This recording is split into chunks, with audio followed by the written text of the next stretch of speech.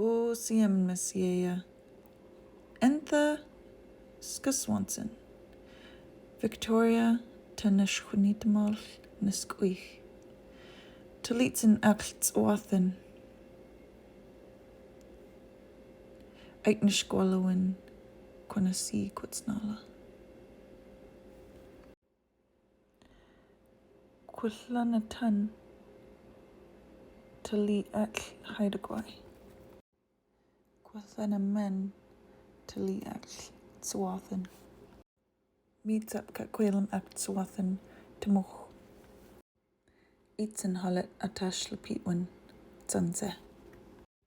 Oh, my honored friends, I am Skosswunson. Victoria is my English name. I'm from Tawasin. I am happy to see folks. My mom is from Haidagwai and my dad is from Tawasin.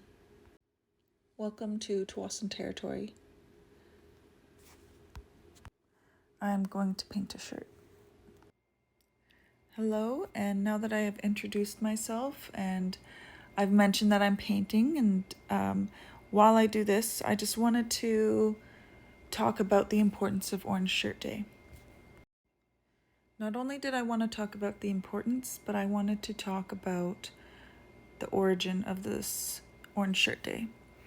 So I would like to talk about Phyllis Webstead. I watched a video of hers and I took some notes, so I'm gonna talk a little bit about her story.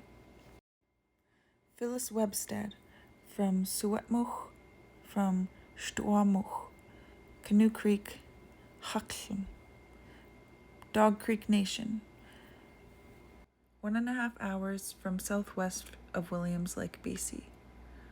When she was 6, she was sent to the St. Joseph Indian Residential School near Williams Lake, a place they called the Mission. Her granny bought her a bright new shirt to go to school in.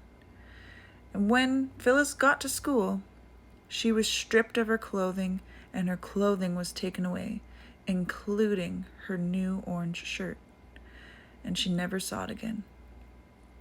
Phyllis was no longer excited to go to school, and she wanted to go see her granny. She had to stay there 300 sleeps in residential school. No one listened or cared when these children cried. No one cared about their emotions. It didn't matter. They didn't matter. Phyllis was a 3rd-generation residential school child. Her mother went to residential school, and her grandmother went to residential school. Today is a day to remember residential school survivors and their families. Every child matters, even if you're an adult. We must also remember those children that never made it and are no longer with us. Today is a day for survivors to tell their stories and for us to listen with an open heart. Zitamatsan, I thank you. I just want to take a moment to talk about how we've discovered, or rather we uncovered, 215 graves to start. 215 children found with ground penetrating radar outside of these residential schools. And that was just one. And now we're up to 6,500 children found in unmarked graves next to various residential schools. And we haven't even completed the search.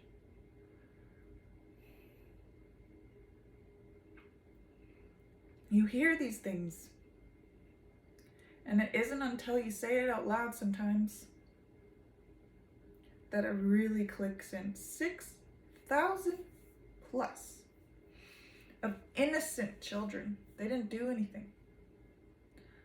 They were stripped from their homes and forced to live in a place where they couldn't speak to their family members.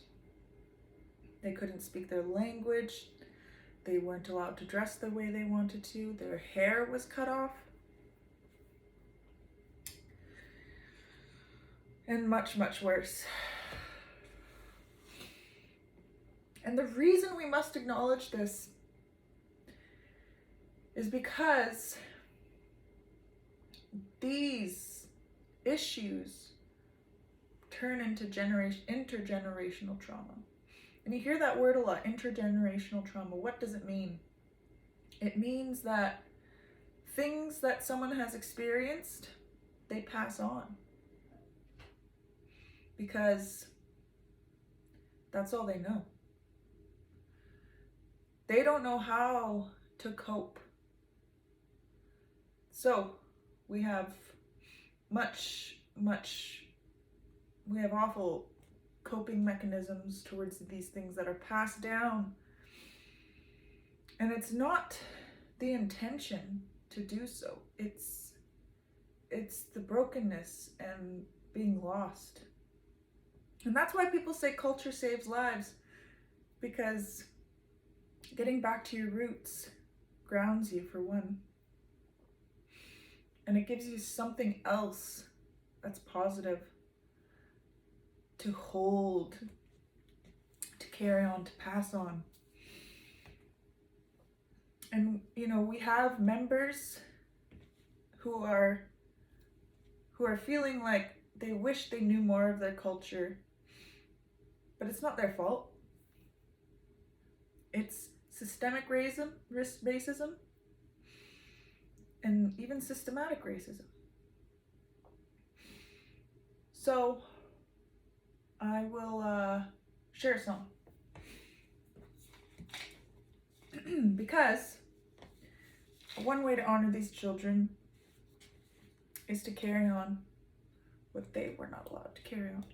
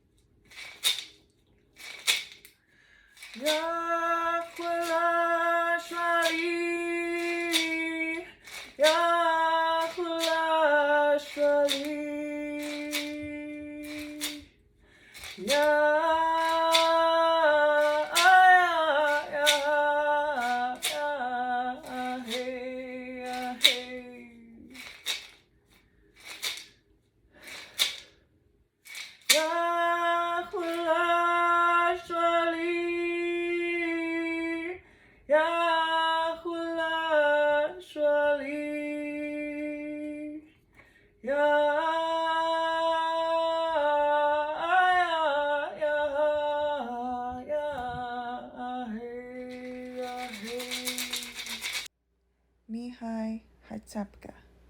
The end, and thank you. Today is an emotional day, and we're reminded of the suffering our people have gone through. But I want you to remember that we are also resilient, we are strong, and we have a bright future.